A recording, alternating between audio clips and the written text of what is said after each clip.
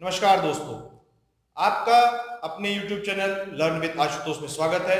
मैं आशुतोष शुक्ला आज आपको पढ़ाऊंगा इंग्लिश में आप अनुवाद कैसे कर सकते हैं, इंग्लिश में टेंस कितने प्रकार के होते हैं।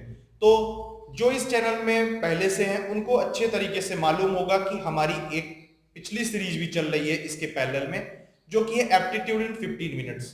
वो हमने बनाई थी उन बच्चों के लिए जो किसी कारणवश किसी कोचिंग में नहीं जा पा रहे हैं, कहीं अच्छी जगह वो ट्यूशन नहीं ले पा रहे हैं और वो गवर्नमेंट एग्जाम जैसे बैंक, लेखपाल, एसएससी या वनडे एग्जाम जितने भी होते हैं उनकी वो तैयारी कर रहे हैं और मैथ्स और रीजनिंग में उनको सवाल सॉल्व करने में प्रॉब्लम्स आ रही थी।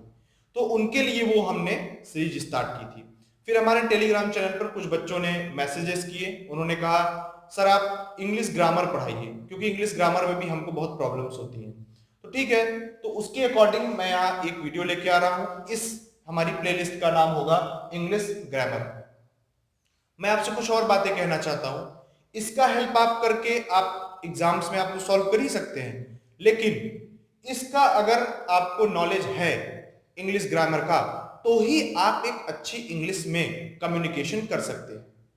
मैं आपसे एक बात डिस्कस करना चाहता हूं। अगर आपको कोई ये कहता है कि इंग्लिश बोलने के लिए ग्रामर की जरूरत नहीं है तो आप समझ लीजिए वो झूठ बोल रहा है। क्यों?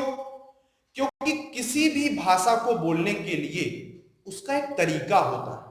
अगर आपको वो तरीका नहीं पता है तो आप उसको आप कैसे बोलेंगे? जैसे मैं जाता हूं, आप हिंदी में बोलते हैं।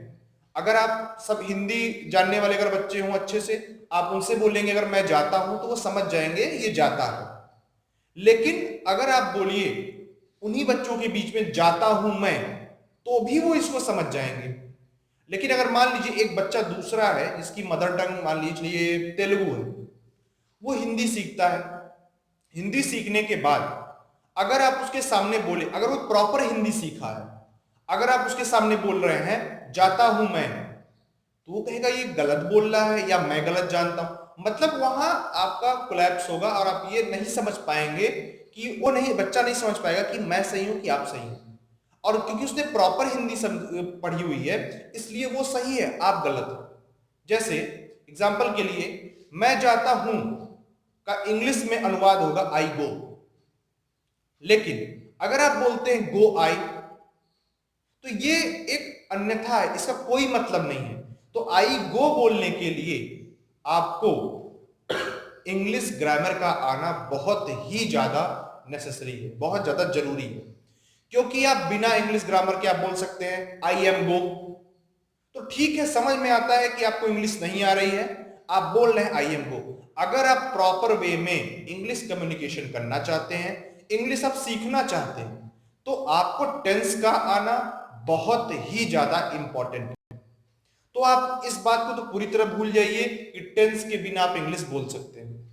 हाँ, टेंस आप इतना अच्छे से पढ़े रहिए कि आपके दिमाग में वो बार बार रिकॉल हो जाए, आपको अनुवाद ना बनाना पड़े, तो आप ये कह सकते हैं हाँ इंग्लिश बोलने के लिए टेंस की जरूरत नहीं है। क्योंकि आपको अनुवाद बनाना नहीं पड़ रहा, वो अपने आप वहां आपके दिमाग में बनता जा रहा है। तो आप कह दिए इंग्लिश ग्रामर की जरूरत नहीं है, तो ये सरासर झूठ है। आइए हम आते हैं अपने इंग्लिश ग्रामर पे। तो इसका सबसे जो बेसिक चीज होता है, आप noun, pronoun, adjective, adverb, conjunction, interjection, आप ये सब पढ़े होंगे, उन सबको मैं डिस्कस भी नहीं करने वाला। मैं यहाँ डिस्कस करूंगा पहले टेंस के बारे में। अगर आपको कुछ और टॉपिक्स चाहिए होंगे, आप इंग्लिश ग्रामर में कुछ और पढ़ना चाहते हैं, तो आप जरूर से कमेंट सेक्शन में लिखिएगा, मैं उसको आपको जरूर उसकी वीडियो आपको प्रोवाइड करूंगा। तो आते हैं हम अपने टेंस की तरफ। टेंस मीन्स होता है हमारा काल। काल को हम समय कहते हैं, समय को इंग्लिश में टाइम कहते हैं। तो टाइम होता क्या? टाइम हम जानते हैं, तीन तरीके से टाइम को हम डिफाइन कर सकते हैं। पहला हम कह सकते हैं ये काम कल हो गया था, मतलब हो गया था, पास्ट में हो गया, मतलब भूतकाल हमारा हो गया। तो क्या हो गया देखिए, एक हमारा होता है past tense. Past tense means होता है भूतकाल। एक होता है हमारा प्रेजेंट टेंस, मतलब आज का समय, तो वर्तमान काल या वर्तमान समय। फ्यूचर टेंस मीन्स होता है भविष्यकाल या फिर भविष्य का समय। ठीक, तो टेंस हमारे 3 तरीके के होते हैं। अब देखिएगा, इन टेंस के अंदर भी कई तरीके के वाक्य होते हैं, कई तरीके की सिचुएशंस होती हैं। ठीक, तो अब उसको हम कैसे डिफाइन करेंगे? तो वो 4 तरीके की सिचुएशंस कह लीजिए या 4 तरीके के टाइप होते हैं। तो टाइप कैसे हुए? एक होता है इनडिफिनिट, ध्यान सुनिएगा, नाम उसका सुनिए, इनडेफिनिट। एक आपने वर्ड सुना होगा डेफिनिट। डेफिनिट निश्चित है, ये काम जरूर हो जाएगा। ये क्या है? इनडिफिनिट, अनिश्चित है। जैसे वे खाते हैं, प्रेजेंट में अगर लें, अगर हम प्रेजेंट यहां से उठाते हैं और इनडिफिनिट में लगाते हैं, प्रेजेंट इनडिफिनिट टेंस में क्या बोलेंगे? वे खाते हैं, मतलब वे खा तो रहे, वे खाते हैं। कब खाते हैं? सुबह खाते हैं, शाम को खाते हैं, दोपहर में खाते हैं, 2 बजे खाते हैं, 12 बजे खाते हैं। कोई भी टाइम, कोई भी समय उनके लिए डिफाइन नहीं है। दूसरी चीज, वे खाते तो हैं, कैसे खाते हैं ये भी नहीं डिफाइन हो रहा है। ठीक है, तो इनडिफिनिट का मतलब होता है अनिश्चित, मतलब जो निश्चित ना हो। दूसरा अगर हम आके देखें हैं कॉन्टिन्यूअस। कॉन्टिन्यूअस मतलब जो काम चल रहा है। ठीक है, स्टार्ट हुआ था हमारा और वो चल भी रहा है, अभी खत्म नहीं हुआ है। जैसे वे खा रहे हैं, हम बोले वह खा रहा है, एक लड़का यहां बैठा है, वह खा रहा है, मतलब वो खा रहा है, खाना को खा रहा है और परमानेंट खाना, उसका खाना चल रहा है।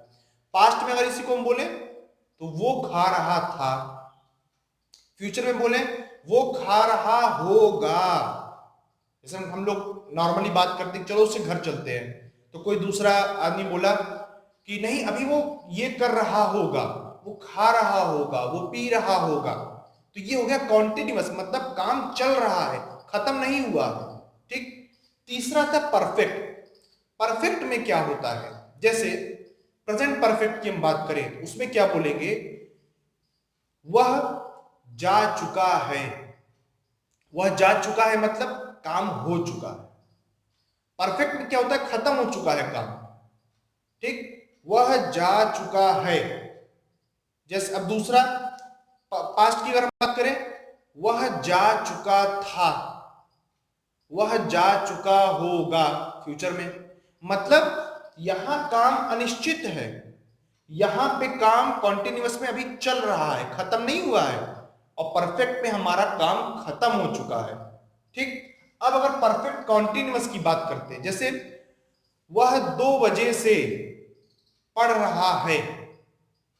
ठीक है, वह 2 बजे से पढ़ रहा है, तो ये क्या हुआ? परफेक्ट कॉन्टिन्यूअस टेंस हमारा, मतलब कि ये जो हमारा इसमें वाक्य होगा वो टाइम के साथ, जहां भी आपको टाइम दिख रहा है समझ लीजिए वो परफेक्ट टेंस आ गया, परफेक्ट कॉन्टिन्यूअस टेंस आ गया, चाहे वो पास्ट में हो, चाहे प्रेजेंट में हो या फिर फ्यूचर में हो। तो ये आपका किस में हो गया? Perfect continuous. तो अब कितने भाग हुए आपके दिखेगा? Present indefinite, present continuous, present perfect, present perfect continuous. Same past indefinite, past continuous, past perfect, past perfect continuous. Future indefinite, future continuous, future perfect, future perfect continuous. तो हमारे टेंस 3 हैं। अगर उनके भाग कितने पार्ट्स हैं अगर हम मिलाते हैं तो एक टेंस का 4 पार्ट है। तो 4 पार्ट इसका, 4 पार्ट इसका, 4 पार्ट इसका, आपका हो गया 12 पार्ट। तो आपको 12 पार्ट पढ़ने हैं इस पूरे टेंस में। अगर आपने ये 12 पार्ट्स तैयार कर लिए तो आप समझ लीजिए आप टेंस से आने वाले कोई भी क्वेश्चन आप सॉल्व कर सकते हैं। कोई पैराग्राफ आपका आता है जिसका इंग्लिश में ट्रांसलेशन करना है, कोई आपका इंग्लिश में आता है इसका हिंदी में ट्रांसलेशन करना है, ऐसे आपको बहुत सारे एग्जाम्स मिलते हैं, वो उसको आप बहुत आसानी से उसको आप कर सकते हैं। तो सबसे पहले हम यहाँ पे उठाते हैं आपका प्रेजेंट टेंस। ठीक, पहले हम प्रेजेंट टेंस उठाएंगे, प्रेजेंट टेंस के बारे में पूरा डिस्कस करेंगे, फिर पास्ट उठाएंगे, फिर फ्यूचर उठाएंगे। ठीक है, आइए अब हम देखते हैं प्रेजेंट टेंस की तरफ चलते हैं और प्रेजेंट इंडेफिनिट की तरफ हम चलते हैं। ठीक है, आइए देखते हैं उसको। आइए, ये रहा हमारा प्रेजेंट इंडेफिनिट टेंस हमारा। तो प्रेजेंट इंडेफिनिट टेंस के अंदर भी हमारे एक टेंस के अंदर भी चार पार्ट होंगे। अब देखिएगा, अभी हमारा टेंस तीन तरीके का था, प्रेजेंट, पास्ट, फ्यूचर। और हर टेंस के अंदर हमारा इंडेफिनिट, कॉन्टिन्यूअस, परफेक्ट टेंस और परफेक्ट कॉन्टिन्यूअस टेंस हमारा आ रहा था। अब यहां हो क्या रहा है कि अब एक हर टेंस के अंदर प्रेजेंट इंडेफिनिट, अब इस इंडेफिनिट के अंदर भी चार तरीके के वाक्य होंगे। वाक्य कौन कौन से होंगे? पहले तरीके के वाक्य होंगे आपके साधारण वाक्य, जो उस टेंस का सबसे सिंपल सेंटेंस होगा वो होगा। फिर हमारे आएंगे नकारात्मक वाक्य, ठीक है, नकारात्मक वाक्य, नेगेटिव सेंटेंसेस आएंगे। फिर हमारा आएगा प्रश्नवाचक वाक्य। अब ये जो हमारे प्रश्नवाचक वाक्य होते हैं, ये भी दो तरीके के होते हैं। एक होता है अगर प्रश्नवाचक वाक्य वाक्य के शुरुआत में आए, ठीक है, अगर वाक्य के शुरुआत में आए। दूसरा होता है अगर वाक्य के बीच में आए, ठीक। तो सबसे पहले हम आके देखते हैं सिंपल सेंटेंस, साधारण वाक्य। तो प्रेजेंट इंडेफिनिट होता क्या है? ऐसे वाक्य, ऐसे हिंदी के वाक्य जिनके अंत में ता है, ती है और ते हैं आता है, ऐसे वाक्य प्रेजेंट इंडेफिनिट टेंस के वाक्य होते हैं, ठीक है। अब आइए, पहला हुआ हमारा साधारण वाक्य। साधारण वाक्य होते कौन से हैं? ऐसे वाक्य जिनमें ना तो नकारात्मक वर्ड हो, नहीं मतलब कहीं नहीं ना आए। दूसरा, प्रश्नवाचक वाक्य ना हो, जैसे क्या, क्यों, कब, कैसे, कहां। अगर ऐसे वाक्य नहीं आते हैं तो उन सेंटेंस को साधारण वाक्य कहते हैं। अब साधारण वाक्यों का हम इंग्लिश में ट्रांसलेशन कैसे करेंगे? तो देखिए, यहां पे क्या होता है हमारे प्रेजेंट इंडेफिनिट टेंस में, अगर हमारे पास साधारण वाक्य है तो उसका अंग्रेजी बनाते समय मुख्य क्रिया की होती है, जो काम हो रहा है, सोना, खाना, हंसना, पीना, ये आपका मुख्य क्रियाएं हैं। तो मुख्य क्रिया के फर्स्ट फॉर्म में एस या ईएस लगा देते हैं। कब? जब हमारा कर्ता एक वचन का होता है, ठीक है। कैसे? देखिए, पहले जो यहां लिखा है, एक वचन कर्ता के साथ मुख्य क्रिया के फर्स्ट फॉर्म में एस या ईएस लगाते हैं, और बहुवचन कर्ता के साथ फर्स्ट फॉर्म ज्यों का त्यों लिख देते हैं। अब करते कैसे हैं, उधर आके देखते हैं। है वह जाता है, ठीक है, वह क्या है हमारा? एक वचन है, वह जाता है। वह किस क्या होगा? ही।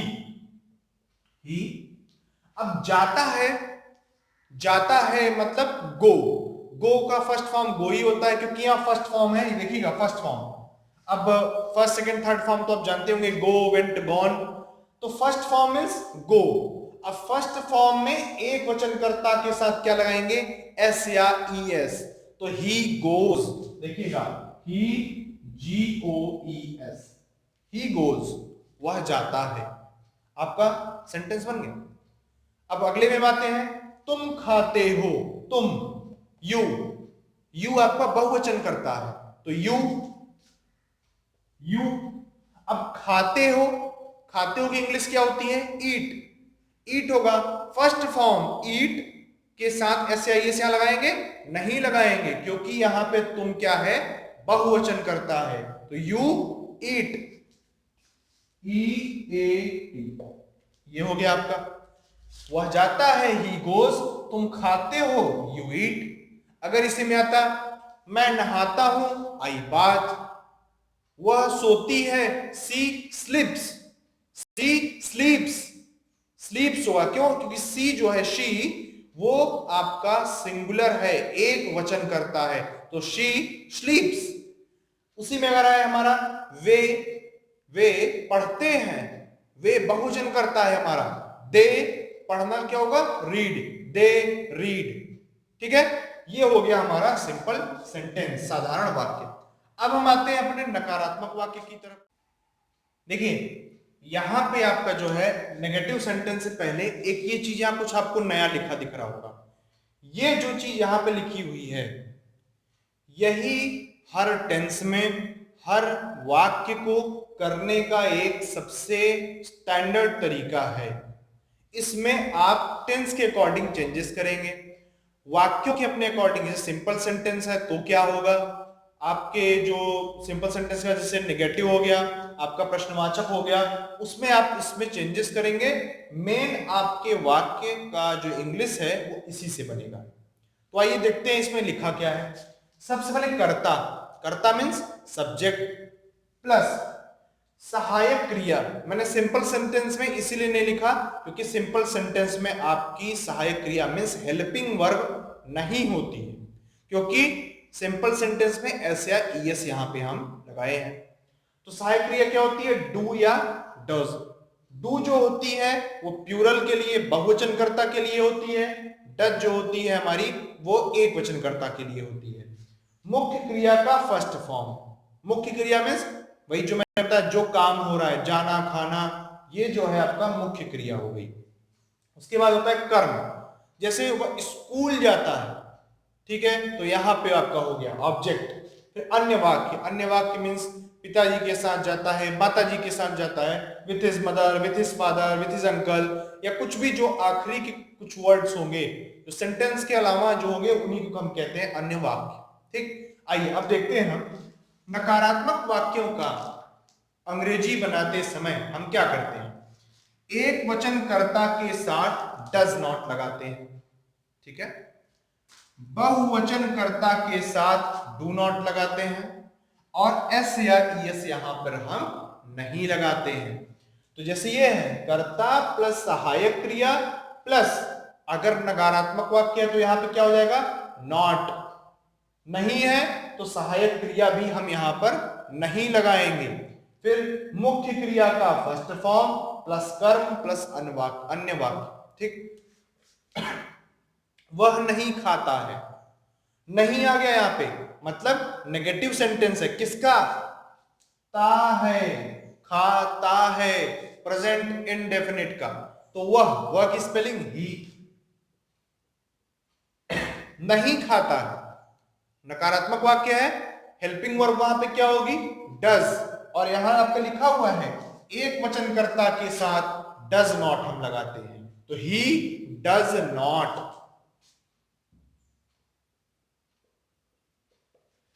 ही डज नॉट क्या खाता है, खाता means eat, he does not eat. यहां ईट हम नहीं लगाएंगे, क्यों, क्योंकि ये नकारात्मक वाक्य है। हम ऐसे आइए सिर्फ सिंपल सेंटेंस में हम लगाते हैं, साधारण वाक्यों में। अब आता है तुम नहीं जाते हो, तुम का क्या हुआ, यू, ठीक, नहीं जाते हो। अब नहीं आया है तो बहुवचनकर्ता के साथ क्या लगेगा यहां पे, do not, you do not go. ये आपका हो गया इसका अनुवाद। जैसे होता है वे नहीं जाते हैं, दे डू नॉट गो, वह नहीं खाती है, शी डज नॉट ईट, वह नहाती है, वह नहीं नहाती, क्योंकि हम नेगेटिव बात कर रहे हैं, वह नहीं नहाती है, शी डज नॉट बात। हम दोनों या हम सब जाते हैं, हम सब नहीं जाते हैं, वी डू नॉट गो, ठीक। तो यहां पे क्या होगा कि अगर एक वचन करता है तो डज नॉट, बहुवचन करता है तो डू नॉट, उसके बाद आपका जो मुख्य क्रिया है उसमें एस या एस नहीं लगाते हैं, उसका first form as it is हम लिख देते हैं। अब आते हैं हम अपने प्रश्नवाचक वाक्य की तरफ। अब प्रश्नवाचक वाक्य दो तरीके के होते हैं, जैसा कि मैंने आपको बताया, वाक्य के शुरुआत में प्रश्नवाचक वाक्य और वाक्य के बीच में प्रश्नवाचक वाक्य, इस तरीके के दो होते हैं। उसका भी हम आकर यहाँ पर हम देखते हैं। उससे पहले मैं आपसे एक रिक्वेस्ट करना चाहता हूं, अगर आप इस वीडियो को देख रहे हैं, अगर आपको ये चीजें अच्छी लग रही हैं तो आप प्लीज चैनल को सब्सक्राइब कर लीजिए। ऐसे ही इंफॉर्मेटिव वीडियोस हम आपके लिए ले आते रहते हैं। हमने जो एप्टीट्यूड पे वीडियोस बनाई है उसका लिंक मैंने आई बटन पे दे रखा हुआ है, डिस्क्रिप्शन में दे रखा है, वीडियो के लास्ट में आपको मिल जाएगा। अगर आपको उसकी जरूरत है तो आप खुद देखिए, या आपके कोई मित्र है या जिसको आप जानते हैं कि वो बैंक, एसएससी, रेलवे या किसी प्राइवेट एग्जाम्स की तैयारी कर रहा है, आप ये वीडियोस को आप सेंड कर सकते हैं, इससे उसका भी भला हो जाएगा। आइए हम चलते हैं प्रश्नवाचक वाक्य की। आइए देखते हैं प्रश्नवाचक वाक्य।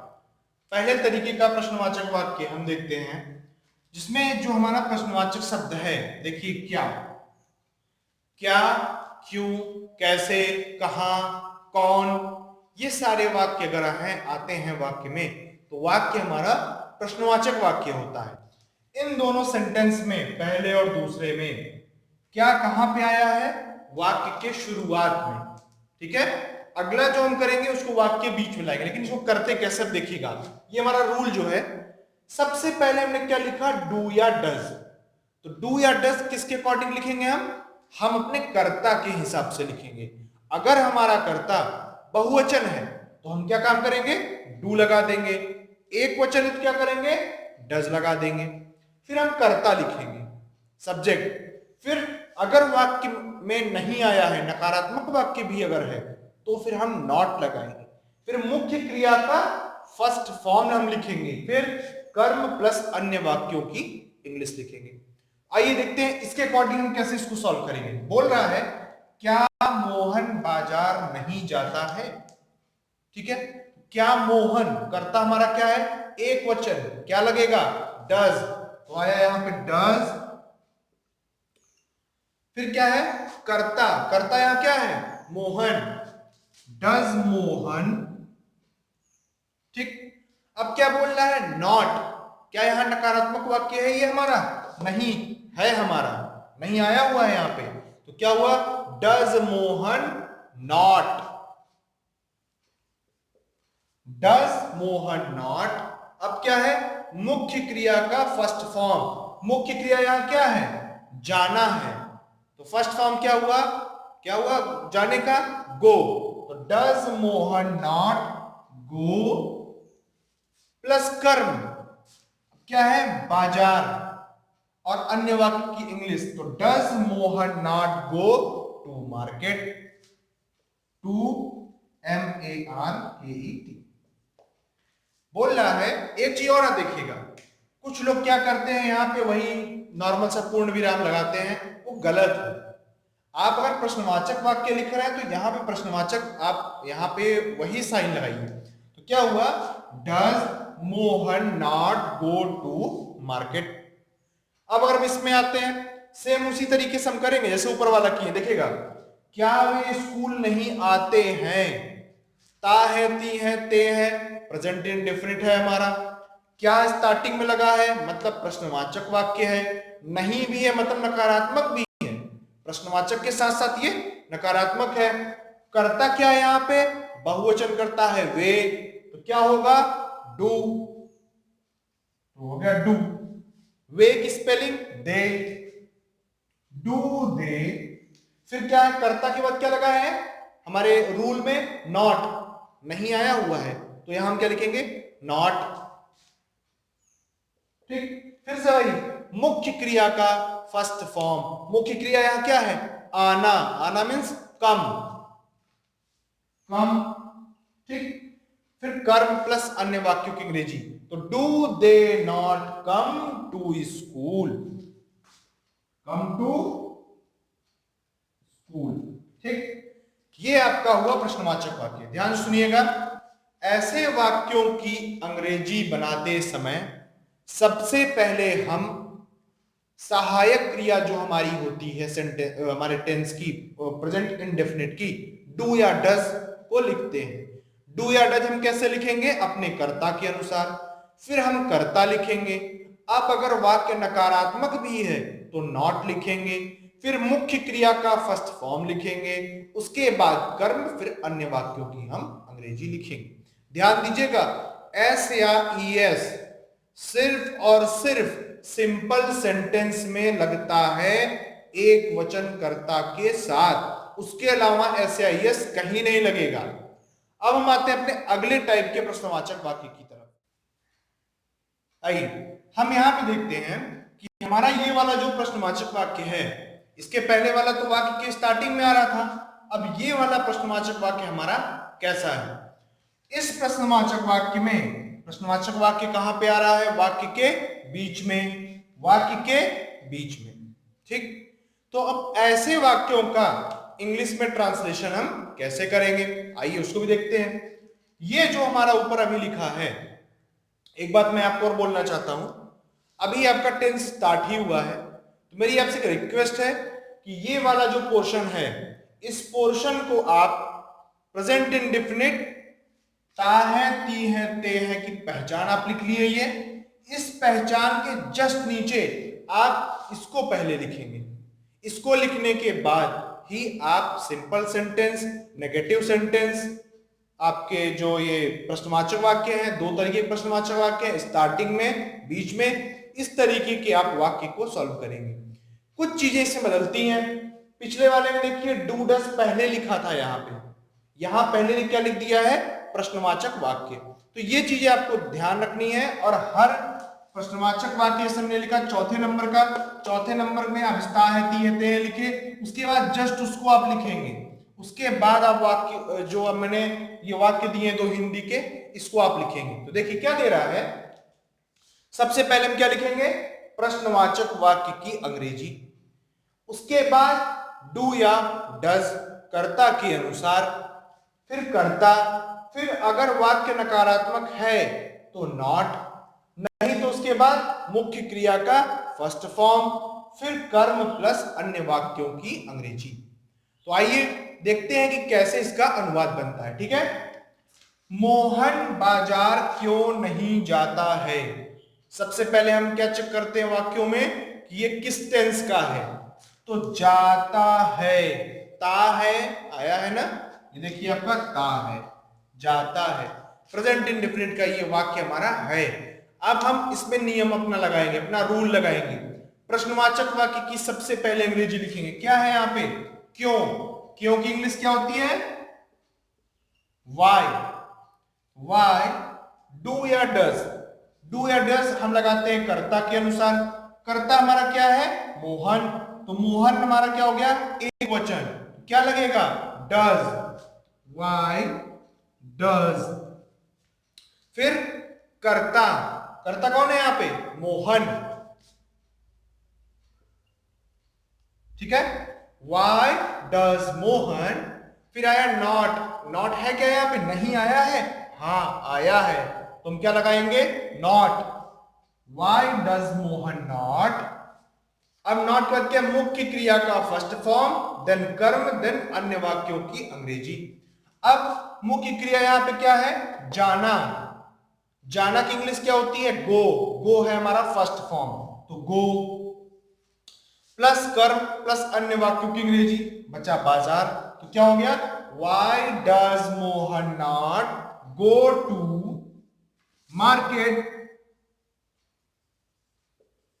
ये हो गया आपका इस वाक्य का अंग्रेजी। अब हम आते हैं अपने अगले वाले पे। अगला वाला क्या कर रहा है? अध्यापक क्यों नहीं पढ़ाते हैं। अब आप सोचिएगा, अध्यापक, यहां पे अध्यापक क्या है? ध्यान से देखिएगा इस वाक्य को आप, इसलिए मैंने इसको दिया है। अध्यापक क्यों नहीं पढ़ाते हैं? क्या पता, इससे क्या पता चल रहा है? पढ़ाते हैं। हम यहाँ पे कई अध्यापकों की बात कर रहे हैं। ये अध्यापक जो लिखा है यहाँ पे, यहाँ बहुवचन है। अगर क्या होता, अध्यापक क्यों नहीं पढ़ाता है, तो एक वचन होता। तो अब यहां क्या होगा? क्यों बीच में आया है, इसी रूल के हिसाब से प्रश्नवाचक वाक्य की अंग्रेजी सबसे पहले वाई। अध्यापक ते हैं, मतलब बहुवचन है, बहुवचन है तो क्या हो गया? डू, वाई डू अध्यापक। कर्ता लिखा है ना, यहां पे कर्ता क्या है? अध्यापक। Teachers, why do teachers. अब क्या बोल रहा है आपका? नॉट। क्या इस सेंटेंस में नहीं आया है? हाँ आया हुआ है, नॉट, नॉट हमने लिख दिया। फिर बोल रहा है मुख्य क्रिया का फर्स्ट फॉर्म। मुख्य क्रिया क्या है हमारी? पढ़ाना। फर्स्ट फॉर्म क्या होगा? टीच। हो गया, why do teachers not teach.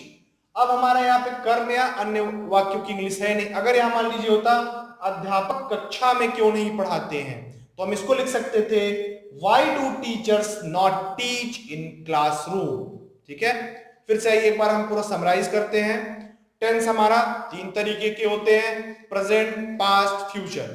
Her tense के 4 भाग होते हैं, indefinite, continuous, present perfect, sorry present मैंने लगा दिया, परफेक्ट, परफेक्ट कॉन्टिन्यूअस। हर टेंस के 4 भाग होते हैं। जैसे प्रेजेंट इंडेफिनिट हमने लिया 4 भाग, एक साधारण वाक्य, नकारात्मक वाक्य, प्रश्नवाचक वाक्य। 2 तरीके के, एक जो वाक्य के शुरुआत में आते हैं, एक जो वाक्य के बीच में आते हैं। सबको बनाने का रूल मैंने आपको अलग अलग दिया हुआ है। ये हमारा जब प्रश्नवाचक वाक्य आपके वाक्य के बीच में आए। दूसरी चीज, प्रेजेंट इंडेफिनिट की सहायक क्रिया डू या डज होती है। सिंपल सेंटेंस का वाक्य बनाते समय एक वचनकर्ता के साथ मुख्य क्रिया में ई या यस या ईएस लगाते हैं। बहुवचनकर्ता में मुख्य क्रिया ज्यों का त्यों हम लिख देते हैं। डू या डज में डू हमारी बहुवचनकर्ता के साथ सहायक क्रिया होती है, डज हमारी एक वचनकर्ता के साथ सहायक क्रिया होती है। और ये हमारा पूरा हो गया प्रेजेंट इंडेफिनिट टेंस। अगले लेक्चर में हम देखेंगे प्रेजेंट कॉन्टिन्यूअस टेंस को। तब तक आप ऐसे ही वाक्य ढूंढिए, वाक्यों को करते रहिए। जैसे एक एग्जांपल दे रहा हूं, बच्चे क्यों नहीं रोते हैं, तो वाई, बच्चे, बहुत सारे बच्चे हैं, why do childrens not weep, ये आपका हो गया। ऐसे बहुत सारे अनुवाद हैं आपके, आप उनको बनाइए। अगर कुछ आपको दिक्कत होती है तो आप कमेंट कर सकते हैं नीचे वीडियो में, या फिर आप हमारी डिस्क्रिप्शन में हमारे एक टेलीग्राम चैनल की आईडी दी हुई है, आप टेलीग्राम चैनल डाउनलोड कर सकते हैं। उस पर आप अपने क्वेश्चंस आप हमको भेज सकते हैं, वहां से आपको सॉल्यूशन प्रोवाइड किया जाएगा। आप कुछ और पढ़ना चाहते हैं टेंस के अलावा, उसको भी आप नीचे कमेंट्स बॉक्स में आप लिखिए, उसकी भी मैं आपको वीडियो प्रोवाइड करूंगा। और जो मैं, जैसा कि मैंने आपको बताया, हमारी एक और प्लेलिस्ट है एप्टीट्यूड इन 15 मिनट्स की, जिसमें हम मैथ्स और रीजनिंग पढ़ाते हैं। अगर आप खुद या आपका कोई दोस्त इस तरीके की कोई तैयारी कर रहा है, बैंक, एसएससी, रेलवे, लेखपाल, या फिर वनडे एग्जाम्स की, या प्राइवेट कंपनी के एग्जाम्स की, तो आप ये वीडियो उसको शेयर कर सकते हैं, वो प्लेलिस्ट वो देख सकता है। दूसरी बात मैं आपसे ये कहना चाहता हूं, अगर आपको मेरा काम पसंद आ रहा है, ये वीडियो आपको अच्छी लग रही है, तो प्लीज वीडियो को लाइक कीजिए, प्लीज इस चैनल को सब्सक्राइब करिए और अपने दोस्तों के साथ शेयर करिए, जिससे उनका भी नॉलेज बढ़े, आपका भी नॉलेज बढ़े। अगर आपको कुछ और इंप्रूवमेंट चाहिए तो आप वीडियो के कमेंट में आप लिख सकते हैं। तब तक के लिए धन्यवाद। जय हिंद।